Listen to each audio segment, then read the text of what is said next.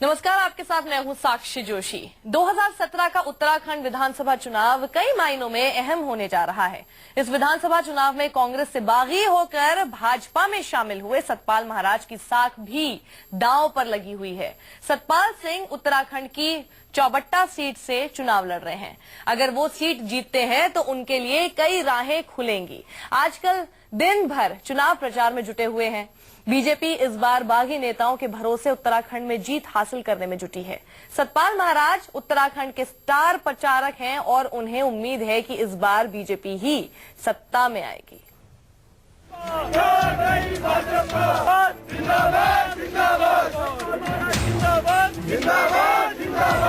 सतपाल महाराज आज पूरे दिन चुनावी प्रचार पर रहेंगे और हम लोग उनके साथ रहेंगे। किस तरीके से उनका चुनावी प्रचार चल रहा है, कैसे वो लोगों से माध्यम स्थापित कर रहे हैं और कैसे अपील कर रहे हैं कि लोग इस बार उनकी पार्टी को और उनको वोट दें। सर, आज का आपका कार्यक्रम की अगर बात करें तो कहां है और पिछले कुछ दिनों की चुनावी प्रचार की बात करें तो कहां अब तक रहा है? ये हमारा चुनाव प्रचार हिंडोला खाल में है। ये देवप्रयाग सीट है और बड़ी महत्वपूर्ण सीट है और इसका जिला जो है वो टेहरी पड़ता है, पर ये पौड़ी पार्लियामेंट्री कॉन्स्टिट्यूंसी की सीट है और इसमें हम लोग प्रचार करने जा रहे हैं और जनता से ये कहने जा रहे हैं कि अंधेरा हटेगा, सूरज खिलेगा और कमल जो है खिलेगा पूरे पहाड़ में। तो हमारा ये मानना है कि हम इसको टूरिस्ट हब बनाएंगे और हमारे यहाँ जो बुग्याल हैं उन पे बहुत बर्फ पड़ा है और एक स्कीइंग के रूप में हम उत्तराखंड को और भी डेवलप करेंगे और इसको हब बनाएंगे, स्कीइंग रिजॉर्ट का, धार्मिक टूरिज्म का हब बनाएंगे।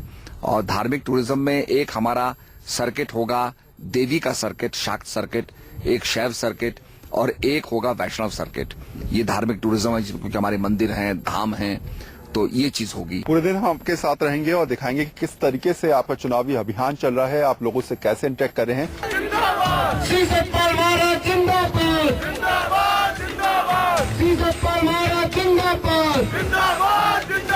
आपको लगता है क्योंकि जिस तरीके का आपका प्रोफाइल है उस प्रोफाइल के हिसाब से आप विधायक का चुनाव लड़ रहे हैं, तो क्या ये माना जाए कि सतपाल महाराज को पहले से ही सीएम पद के लिए प्रोजेक्ट कर दिया गया है? नहीं, ऐसी बात नहीं है। आपने देखा होगा कि हमारे 5 सांसद जीते हुए हैं, जिसमें हमारे पूर्व मुख्यमंत्री हैं। उन्होंने सांसद बनने को चाहा, वो लड़े और लड़ करके पार्लियामेंट में पहुंच गए हैं। वहाँ इम्पोर्टेंट हमारी स्टैंडिंग कमेटी है जिनके वो चेयरमैन हैं। तो मैं कहूँगा कि 3 साल से मैं बैठा हुआ था और मैंने प्रार्थना की, मैंने अमित शाह जी से कहा कि आप मुझे मौका दीजिए, मैं लड़ना चाहता हूं और उत्तराखंड की सरकार में कंट्रीब्यूट करना चाहता हूं। तो एक सेवक के रूप में एक विकास की रेस में मैं आया हूं और जो पार्टी का निर्देश होगा उसका पालन किया जाएगा। कि जो हालात बने हुए हैं, क्या एंटी इनकम्बेंसी फैक्टर आप मानते हैं कि हरीश रावत सरकार का है या फिर नहीं है? नहीं, एंटी इनकम्बेंसी उनका है, उन पर बहुत से दाग लगे, बहुत सी बातें स्टिंग ऑपरेशन की हुई जिसमें उन्होंने कहा कि भाई मनचाहा मंत्रालय ले लो और 25-30 करोड़ कमा लेना, मैं आंख बंद कर लूंगा। जब उन्होंने शपथ ली थी तब तो ये बात नहीं कही थी और इससे ये सब दाग हैं जिसका अभी तक उन्होंने जवाब नहीं दिया। कभी उन्होंने कहा मैंने मजाक में ऐसा कह दिया। मुख्यमंत्री जो शपथ लेता है वो मजाक में भी ऐसी बात नहीं कह सकता है।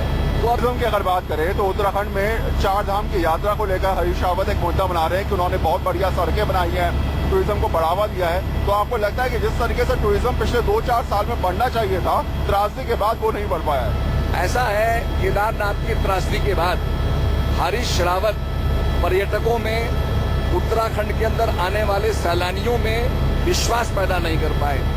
वो ये भी विश्वास नहीं पैदा कर पाए कि मसूरी सेफ है, नैनीताल सेफ है, अल्मोड़ा सेफ है। उन्होंने कभी भी हमारे राष्ट्रपति जी से ये प्रार्थना नहीं की कि आप कम से कम मसूरी आके एक दिन रहिए। तो ये भयावह का वातावरण चलता रहा। लोग समझते रहे कि उत्तराखंड डूब गया है, उत्तराखंड में बहुत बड़ी त्रासदी हो गई है, ऐसा ही लोगों का भाव रहा। बाकी विधायक जो आप लोगों के साथ हैं कांग्रेस के इस समय, उनको लेकर लोगों का रुख कैसा आ रहा है? पॉजिटिव है, नेगेटिव है कि लोगों ने दल बदल लिया? क्या देखने को मिल रहा है, क्योंकि आप जगह जगह प्रचार कर रहे हैं? ऐसा है, पारस पत्री होता है, जो पारस पत्थर को छूता है वो सोना बन जाता है।